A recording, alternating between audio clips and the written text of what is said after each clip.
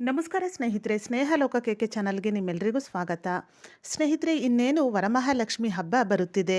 ಪ್ರತಿ ವರ್ಷವೂ ಶ್ರಾವಣ ಮಾಸದ 2ನೇ ಶುಕ್ರವಾರದಂದು ವರಮಹಾಲಕ್ಷ್ಮಿ ಹಬ್ಬವನ್ನು ಆಚರಣೆ ಮಾಡಲಾಗುತ್ತದೆ. ಈ ವರ್ಷ ಅಂದರೆ 2026ರಲ್ಲಿ ಆಗಸ್ಟ್ 21ನೇ ತಾರೀಕು ಶುಕ್ರವಾರದಂದು ವರಮಹಾಲಕ್ಷ್ಮಿ ಹಬ್ಬ ಬಂದಿದೆ. ಸಾಮಾನ್ಯವಾಗಿ ವರಮಹಾಲಕ್ಷ್ಮಿ ಹಬ್ಬದ ದಿನದಂದು ಹೆಣ್ಣು ಮಕ್ಕಳು ಮನೆಯಲ್ಲಿ ಕಳಸವನ್ನು ಸ್ಥಾಪನೆ ಮಾಡಿ ಕಳಸದಲ್ಲಿ ಲಕ್ಷ್ಮಿಯನ್ನು ಆವಾಹನೆ ಮಾಡಿ ಕಳಸಕ್ಕೆ ಅಲಂಕಾರ ಮಾಡಿ ಈ ವ್ರತವನ್ನು ಆಚರಿಸುತ್ತಾರೆ. ಆದರೆ ಎಲ್ಲರ ಮನೆಯಲ್ಲೂ ಕಳಸವನ್ನು ಸ್ಥಾಪನೆ ಮಾಡುವ ಪದ್ಧತಿ ಇರುವುದಿಲ್ಲ.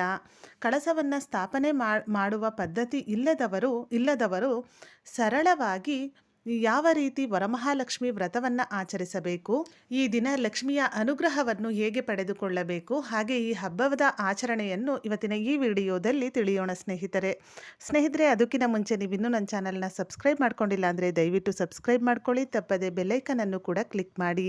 ವರಮಹಾಲಕ್ಷ್ಮಿ ಹಬ್ಬದ ದಿನದಂದು ಲಕ್ಷ್ಮಿಯನ್ನು ಪೂಜಿಸುವುದರಿಂದ ಅಷ್ಟ ಐಶ್ವರ್ಯ ಪ್ರಾಪ್ತಿಯಾಗುತ್ತದೆ, ಮನೆಯಲ್ಲಿ ಸಂಪತ್ತು ಹೆಚ್ಚಾಗುತ್ತದೆ ಎಂಬ ನಂಬಿಕೆ ಇದೆ. ವರಮಹಾಲಕ್ಷ್ಮಿ ಹಬ್ಬದ ದಿನದಂದು ಕಳಸವನ್ನು ಸ್ಥಾಪನೆ ಮಾಡದೆ ಸರಳವಾಗಿ ಯಾವ ರೀತಿ ಈ ವ್ರತವನ್ನು ಆಚರಿಸಬೇಕು ಎಂಬ ಮಾಹಿತಿಯನ್ನು ತಿಳಿಯೋಣ. ನಿಮ್ಮ ಮನೆಯಲ್ಲಿ ಲಕ್ಷ್ಮಿಯ ಫೋಟೋ ಅಥವಾ ವಿಗ್ರಹವಿದ್ದರೆ ಅದನ್ನೇ ಸ್ಥಾಪನೆ ಮಾಡಿ ಪೂಜೆ ಮಾಡಿ. ಮೊದಲಿಗೆ ಒಂದು ಪೀಠವನ್ನು ಸಿದ್ಧಪಡಿಸಿಕೊಂಡು, ದೇವರ ಮನೆಯಲ್ಲಿ ಒಂದು ಪೀಠವನ್ನು ಸಿದ್ಧಪಡಿಸಿಕೊಂಡು ಪೀಠದ ಮೇಲೆ ಒಂದು ಅಷ್ಟದಳ ಪದ್ಮ ರಂಗೋಲಿಯನ್ನು ಬಿಡಿಸಿ, ನಂತರ ಲಕ್ಷ್ಮಿಯ ಫೋಟೋವನ್ನು ಸ್ವಚ್ಛ ಮಾಡಿ ಅಂದರೆ ಒಂದು ಒಳ್ಳೆ ಬಟ್ಟೆಯಿಂದ ಲಕ್ಷ್ಮಿಯ ಫೋಟೋವನ್ನು ಒರೆಸಿ ಲಕ್ಷ್ಮಿಯ ಫೋಟೋಗೆ ಅಲಂಕಾರ ಮಾಡಿ ಶ್ರೀಗಂಧ, ಅರಿಶಿನ, ಕುಂಕುಮವನ್ನು ಅರ್ಪಿಸಿ ಹಾಗೆ ಲಕ್ಷ್ಮಿಯ ಕೆನ್ನೆಯ ಭಾಗಕ್ಕೆ ಅರಿಶಿನವನ್ನು ಹಚ್ಚಿ ಅಲಂಕಾರ ಮಾಡಿ, ನಂತರ ಹೂಗಳಿಂದ ಅಲಂಕಾರ ಮಾಡಿ. ಅಂದರೆ ಲಕ್ಷ್ಮಿಗೆ ಪ್ರಿಯವಾದ ಹೂವು ಎಂದರೆ ಕಮಲದ ಹೂವು, ಮಲ್ಲಿಗೆ ಹೂವು, ಕೆಂಪು ಹೂವು, ಈ ರೀತಿ ಸುಗಂಧಭರಿತವಾದ ಹೂಗಳಿಂದ ಲಕ್ಷ್ಮಿಯ ಫೋಟೋವನ್ನು ಅಲಂಕರಿಸಿ. ಇನ್ನು ನಿಮ್ಮ ಮನೆಯಲ್ಲಿ ಕಾಮಾಕ್ಷಿ ದೀಪ ಏನಾದರೂ ಇದ್ದರೆ ಅಂದರೆ ಲಕ್ಷ್ಮಿಯರ ದೀಪವೇನಾದರೂ ಇದ್ದರೆ ಆ ದೀಪವನ್ನು ಕೂಡ ಈ ದಿನದಂದು ಹಚ್ಚಬಹುದು.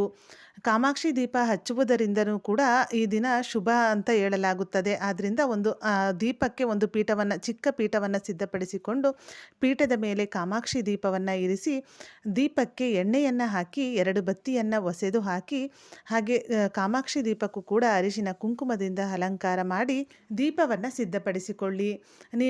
ನಿಮಗೆ ಸಾಧ್ಯವಾದರೆ ತುಪ್ಪದಿಂದ ದೀಪವನ್ನು ಹಚ್ಚಿ, ಸಾಧ್ಯವಾಗದವರು ಕೊಬ್ಬರಿ ಎಣ್ಣೆ ಅಥವಾ ಎಳ್ಳೆಣ್ಣೆಯಿಂದನೂ ಕೂಡ ದೀಪವನ್ನು ಹಚ್ಚಬಹುದು. ಕಾಮಾಕ್ಷಿ ದೀಪವನ್ನು ಸಿದ್ಧಪಡಿಸಿಕೊಂಡ ನಂತರ 2 ದೀಪಗಳನ್ನು ಅಂದರೆ ದೀಪಾಲೆ ಕಂಬಗಳನ್ನು ಫೋಟೋದ ಅಕ್ಕಪಕ್ಕದಲ್ಲಿ ಅದನ್ನು ಕೂಡ ನೀವು ಸಿದ್ಧಪಡಿಸಿಕೊಳ್ಳಿ. ಅಂದರೆ ಅದಕ್ಕೆ ಬತ್ತಿಯನ್ನು ಹಾಕಿ ಹೂಗಳಿಂದ ಅಲಂಕಾರ ಮಾಡಿ ಅರಿಶಿನ ಕುಂಕುಮವನ್ನು ಅರ್ಪಿಸಿ ಎಣ್ಣೆಯನ್ನು ಹಾಕಿ ಸಿದ್ಧ ಮಾಡಿಕೊಳ್ಳಿ. ನಂತರ ಭಕ್ತಿಯಿಂದ ಲಕ್ಷ್ಮಿಯನ್ನು ಪ್ರಾರ್ಥನೆ ಮಾಡಿಕೊಳ್ಳುತ್ತಾ ದೀಪವನ್ನು ಹಚ್ಚಿ. ಇನ್ನು ದೀಪವನ್ನು ಹಚ್ಚುವಾಗ ಬೆಂಕಿ ಕಡ್ಡಿಯಿಂದ ದೀಪವನ್ನು ಹಚ್ಚಬಾರದು. ಒಂದು ಏಕಾರತಿಯನ್ನು ಮಾಡಿಕೊಂಡು ಅಥವಾ ಊದುಗಡ್ಡಿಯಿಂದ ದೀಪವನ್ನು ಬೆಳಗಿಸಿ. ನಂತರ ಕಾಮಾಕ್ಷಿ ದೀಪವನ್ನು ಬೆಳಗಿಸಿದ ನಂತರ ಕಾಮಾಕ್ಷಿ ದೀಪಕ್ಕೆ ಅರಿಶಿನ, ಕುಂಕುಮ, ಸ್ವಲ್ಪ ಅಕ್ಷತೆಯನ್ನು ಅರ್ಪಿಸಿ ಕಾಮಾಕ್ಷಿ ದೀಪವನ್ನು ಲಕ್ಷ್ಮಿಯ ಸ್ವರೂಪವೆಂದು ಭಾವಿಸಿ ಕಾಮಾಕ್ಷಿ ದೀಪಕ್ಕೆ ಅಗರಬತ್ತಿಯಿಂದ ಪೂಜೆ ಮಾಡಿ. ಹಾಗೆ ಲಕ್ಷ್ಮಿಯ ಫೋಟೋಗೂ ಪೂಜೆ ಮಾಡಿ. ಯಾವುದೇ ಪೂಜೆ ಆಗಲಿ ಮೊದಲು ನಾವು ಗಣಪತಿಯನ್ನು ಪೂಜೆ ಮಾಡಿ ಅಂದರೆ ಗಣಪತಿಯನ್ನು ಸ್ಮರಿಸಿ ಪೂಜೆ ಮಾಡಬೇಕು. ಮನದಲ್ಲಿ ಗಣಪತಿಯನ್ನು ಸ್ಮರಿಸಿ ಹಾಗೆ ದೇವರ ಮನೆಯಲ್ಲಿ ಒಂದು ಕಡೆಯಲ್ಲಿ ಗಣಪತಿಯ ವಿಗ್ರಹ ಅಥವಾ ಫೋಟೋವನ್ನು ಸ್ಥಾಪನೆ ಮಾಡಿ ಗಣಪತಿಗೆ ಗೆಜ್ಜೆ ವಸ್ತ್ರವನ್ನು ಅರ್ಪಿಸಿ ಹೂಗಳಿಂದ ಅಲಂಕಾರ ಮಾಡಿ ಅರಿಶಿನ ಕುಂಕುಮವನ್ನು ಅರ್ಪಿಸಿ ಶ್ರೀಗಂಧವನ್ನು ಅರ್ಪಿಸಿ ನೈವೇದ್ಯ ಮಾಡಿ ಮೊದಲು ಗಣಪತಿಗೆ ಪೂಜೆ ಮಾಡಿ ನಂತರ ಲಕ್ಷ್ಮೀ ದೇವಿಗೆ ಪೂಜೆ ಮಾಡಿ. ಇನ್ನು ಸರಳವಾಗಿ ಯಾವ ರೀತಿ ತಟ್ಟೆಯನ್ನು ಅಂದರೆ ಲಕ್ಷ್ಮಿಯ ಮುಂಭಾಗದಲ್ಲಿ ತಟ್ಟೆಯನ್ನು ಜೋಡಿಸಬೇಕು ಎಂದರೆ ಒಂದು ತಟ್ಟೆಯಲ್ಲಿ ವಿಳೆದೆಲೆ, ಅಡಿಕೆ, ಬಾಳೆಹಣ್ಣು ಹಾಗೆ ಬಳೆಗಳು, ಸಾಧ್ಯವಾದರೆ ಸೀರೆಯನ್ನು ಒಂದು ತಟ್ಟೆಯಲ್ಲಿ ಇಡಿ. ಸಾಧ್ಯವಾಗದವರು ಬ್ಲೌಸ್ ಪೀಸನ್ನು ಇಟ್ಟು ನೀವು ಒಂದು ತಟ್ಟೆಯಲ್ಲಿ ಇಟ್ಟು ಪೂಜೆ ಮಾಡಿದ್ರೂ ಕೂಡ ನಡೆಯುತ್ತೆ. ಒಟ್ಟಿನಲ್ಲಿ ಒಂದು ತಟ್ಟೆಯಲ್ಲಿ ವಿಳೆದೆಲೆ, ಅಡಿಕೆ, ಸೀರೆ ಹಾಗೆ ಬಳೆಗಳು, ತಾಂಬೂಲಕ್ಕೆ ನಾವು ಏನೇನು ಕೊಡ್ತೀವೋ ಅದನ್ನೆಲ್ಲ ಒಂದು ತಟ್ಟೆಯಲ್ಲಿ ಇಟ್ಟು ಲಕ್ಷ್ಮಿಯ ಮುಂಭಾಗದಲ್ಲಿ ಇಡಬೇಕು. ಹಾಗೆ ಇನ್ನೊಂದು ತಟ್ಟೆಯಲ್ಲಿ ಪಂಚಫಲಗಳು ಅಂದರೆ 5 ಥರದ ಹಣ್ಣುಗಳನ್ನು ಒಂದು ತಟ್ಟೆಯಲ್ಲಿ ಜೋಡಿಸಿ ಇಡಿ. ಸಾಧ್ಯವಾದರೆ 5 ಥರದ ಹಣ್ಣುಗಳನ್ನು ಇಡಿ, ಇಲ್ಲಾಂದರೆ 3 ಥರದ ಹಣ್ಣುಗಳನ್ನು ಕೂಡ ನೀವು ನೈವೇದ್ಯವಾಗಿ ಅರ್ಪಿಸಬಹುದು. ಅದು ಸಾಧ್ಯವಾಗದವರು ನೀವು ಬಾಳೆಹಣ್ಣನ್ನು ಇಟ್ಟು ನೀವು ನೈವೇದ್ಯವಾಗಿ ಮಾಡಿ ಪೂಜೆ ಮಾಡಿದ್ರು, ಭಕ್ತಿಯಿಂದ ಪೂಜೆ ಮಾಡಿದ್ರು ಸಹ ಲಕ್ಷ್ಮಿ ಒಲಿಯುತ್ತಾಳೆ. ಜೊತೆಗೆ ನಿಮಗೆ ಸಾಧ್ಯವಾದಷ್ಟು ತಾಂಬೂಲವನ್ನು ಇಟ್ಟಿರ್ತೀರಲ್ಲ, ಆ ತಟ್ಟೆಯಲ್ಲಿ ಹಣವನ್ನು ಕೂಡ ಇಡಿ. ಹಣವನ್ನು ಲಕ್ಷ್ಮಿಯ ಸ್ವರೂಪ ಎಂದು ಭಾವಿಸೋದ್ರಿಂದ ನಿಮಗೆ ಎಷ್ಟು ಸಾಧ್ಯವಾಗುತ್ತೋ ಅಷ್ಟು ಹಣವನ್ನು ಲಕ್ಷ್ಮಿಯ ಮುಂಭಾಗದಲ್ಲಿ ಇಟ್ಟು ಪೂಜೆ ಮಾಡಿ.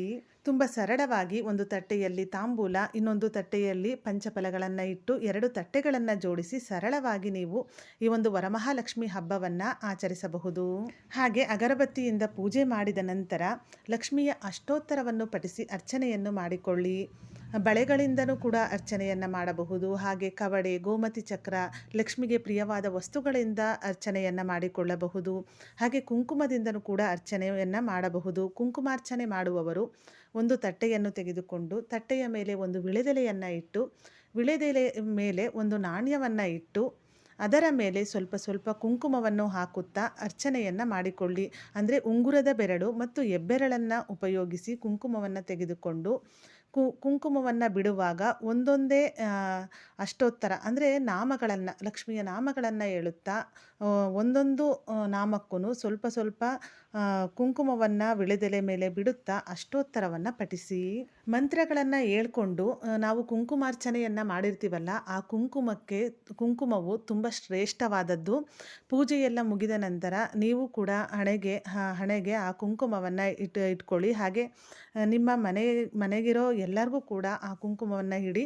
ಹಾಗೆ ಆ ಕುಂಕುಮವನ್ನು ಪೂರ್ತಿ ಹಬ್ಬ ಎಲ್ಲ ಮುಗಿದ ನಂತರ ಅದನ್ನು ದೇವರ ಮನೆಯಲ್ಲಿಟ್ಟು ಪ್ರತಿದಿನ ನಿಮ್ಮ ಹಣೆಗೆ ಹಚ್ಚುತ್ತಿದ್ದರೆ ಒಂದು ಪಾಸಿಟಿವ್ ಎನರ್ಜಿ ಅನ್ನೋದು ಹೆಚ್ಚಾಗುತ್ತದೆ. ಕುಂಕುಮಾರ್ಚನೆ ಮಾಡಿದ ನಂತರ ಪೂಜೆಯನ್ನು ಮಾಡಿ, ಅಗರಬತ್ತಿಯಿಂದ ಪೂಜೆ ಮಾಡಿ, ಹಾಗೆ ಒಂದು ತೆಂಗಿನಕಾಯಿಯನ್ನು ಒಡೆದು ನೈವೇದ್ಯವಾಗಿ ಅರ್ಪಿಸಿ.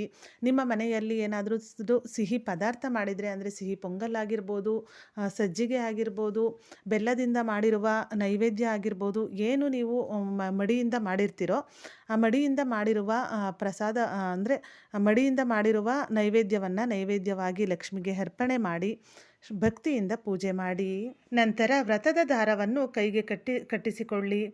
ಕೊನೆಯಲ್ಲಿ ಆರತಿ ಮಾಡಿ. ಬತ್ತಿಯಿಂದ ಅಂದರೆ ತುಪ್ಪದ ಬತ್ತಿಯಿಂದ ಮೊದಲಿಗೆ ಆರತಿ ಮಾಡಿ, ಕೊನೆಯಲ್ಲಿ ಕರ್ಪೂರದಿಂದ ಮಹಾಮಂಗಳಾರತಿಯನ್ನು ನೆರವೇರಿಸಿ. ಮಹಾಮಂಗಳಾರತಿಯನ್ನು ಮಾಡುವಾಗ ಲಕ್ಷ್ಮಿಯ ಹಾಡುಗಳನ್ನು ಹೇಳಿಕೊಂಡು ಮಾಡಿ. ವರಮಹಾಲಕ್ಷ್ಮಿ ಹಬ್ಬದ ದಿನದಂದು ಬೆಳಿಗ್ಗೆ ನೀವು ಪೂಜೆಯನ್ನು ಮಾಡಿರ್ತೀರ. ಮತ್ತೊಮ್ಮೆ ಸಂಜೆ ಸಮಯದಲ್ಲಿ ಪೂಜೆ ಮಾಡಿ 5 ಜನ ಅಥವಾ 9 ಮುತ್ತೈದೆಯರನ್ನು ಮನೆಗೆ ಕರೆದು ಮುತ್ತೈದೆಯರಿಗೆ ಅರಿಶಿನ, ಕುಂಕುಮ, ಹೂವು ಹಾಗೆ ತಾಂಬೂಲವನ್ನು ಕೊಡಿ. ಕೊನೆಯಲ್ಲಿ ಕೆಂಪು ಆರತಿಯನ್ನು ಮಾಡಿ ಲಕ್ಷ್ಮೀ ದೇವಿಗೆ ದೃಷ್ಟಿಯನ್ನು ತೆಗೆಯಿರಿ. ಇನ್ನು ಕಳಸವನ್ನು ಸ್ಥಾಪನೆ ಮಾಡಿದರೆ ಕಳಸವನ್ನು ಕದಲಿಸಬೇಕಾಗುತ್ತದೆ. ಫೋಟೋವನ್ನು ಸ್ಥಾಪನೆ ಮಾಡಿದ್ದರೆ ಫೋಟೋವನ್ನು ಕದಲಿಸಬೇಕೋ ಬೇಡವೋ ಎಂದರೆ ನೀವು ಕೆಂಪಾರತಿಯನ್ನು ಮಾಡ್ತಿರಲ್ಲ, ಆಗ ಕೆಂಪಾರತಿಯನ್ನು ಮಾಡಿ ದೃಷ್ಟಿಯನ್ನು ತೆಗೆದ ನೀರನ್ನು, ಆ ಕೆಂಪು ನೀರನ್ನು ರಸ್ತೆಗೆ ಚೆಲ್ಲಬಾರದು. ಯಾವುದಾದರೂ ಒಂದು ಗಿಡದ ಬುಡಕ್ಕೆ ಹಾಕಿ, ಯಾರೂ ತುಳದೇ ಇರುವಂತಹ ಜಾಗದಲ್ಲಿ ಆ ಕೆಂಪು ನೀರನ್ನು ಹಾಕಿ. ಕೆಂಪಾರತಿ ಮಾಡಿದ ನಂತರ ಲಕ್ಷ್ಮಿಗೆ ನೀವು ಅರ್ಪಿಸಿರ್ತೀರಲ್ಲ ಹೂವು, ಆ ಹೂವಲ್ಲಿ ಒಂದು ಹೂವನ್ನು ನೀವು ತೆಗೆದುಕೊಂಡರೆ ಕದಲಿಸಿದ ಹಾಗೆ. ನಂತರ ನೀವು ಅಂದರೆ ಮರುದಿನ ವರಮಹಾಲಕ್ಷ್ಮಿ ಹಬ್ಬದ ಮರುದಿನ ಅಂದರೆ ಶನಿವಾರದಂದು ನೀವು ವಿಸರ್ಜನೆಯನ್ನು ಮಾಡಬಹುದು. ಇಲ್ಲಾಂದರೆ ಕೆಂಪಾರತಿ ಮಾಡಿದ ನಂತರ ಲಕ್ಷ್ಮಿಯ ಫೋಟೋವನ್ನು ಬಲಭಾಗಕ್ಕೆ ಜರುಗಿಸಿದರೆ ಸಾಕು, ಕದಲಿಸಿದ ಹಾಗೆ. ನಂತರ ನೀವು ವಿಸರ್ಜನೆಯನ್ನು ಮಾಡಿಕೊಳ್ಳಬಹುದು. ಸ್ನೇಹಿತರೆ, ಈ ರೀತಿಯಾಗಿ ವರಮಹಾಲಕ್ಷ್ಮಿ ಹಬ್ಬವನ್ನು ತುಂಬ ಸರಳವಾಗಿ ಆಚರಣೆ ಮಾಡಬಹುದು. ಕೆಲವರ ಮನೆಯಲ್ಲಿ ಕಳಸವನ್ನು ಸ್ಥಾಪನೆ ಮಾಡುವ ಪದ್ಧತಿ ಇರುವುದಿಲ್ಲ. ಆದರೂ ಸಹ ಅವರಿಗೆ ವರಮಹಾಲಕ್ಷ್ಮಿ ಹಬ್ಬವನ್ನು ಅಂದರೆ ವ್ರತವನ್ನು ಆಚರಿಸಬೇಕು ಎಂಬ ಆಸೆ ಇರುತ್ತದೆ. ಅಂಥವರು ತುಂಬ ಸರಳವಾಗಿ ಈ ನಿಯಮದಿಂದ ವರಮಹಾಲಕ್ಷ್ಮಿ ಹಬ್ಬವನ್ನು ಅಂದರೆ ವ್ರತವನ್ನು ಆಚರಿಸಿದರೆ ಅಷ್ಟ ಐಶ್ವರ್ಯ ಪ್ರಾಪ್ತಿಯಾಗುತ್ತದೆ. ಸ್ನೇಹಿತರೆ, ಇವತ್ತಿನ ಈ ವಿಡಿಯೋ ನಿಮಗೆ ಇಷ್ಟ ಆಗಿದ್ದರೆ ವಿಡಿಯೋನ ಲೈಕ್ ಮಾಡಿ, ಹಾಗೆ ನಿಮ್ಮ ಫ್ರೆಂಡ್ಸ್ ಆ್ಯಂಡ್ ಫ್ಯಾಮಿಲಿಗೂ ಈ ವಿಡಿಯೋವನ್ನು ಶೇರ್ ಮಾಡಿ. ಇದೇ ಥರದ ಮತ್ತಷ್ಟು ಮಾಹಿತಿಗಾಗಿ ಸ್ನೇಹ ಲೋಕ KK ಚಾನಲ್ನ ಸಬ್ಸ್ಕ್ರೈಬ್ ಮಾಡಿಕೊಂಡು ಸಪೋರ್ಟ್ ಮಾಡಿ. ಕೊನೆ ತನಕ ವಿಡಿಯೋ ನೋಡಿದ ಎಲ್ಲರಿಗೂ ಧನ್ಯವಾದಗಳು. ಸರ್ವೇ ಜನ ಸುಖಿನೋ ಭವಂತು.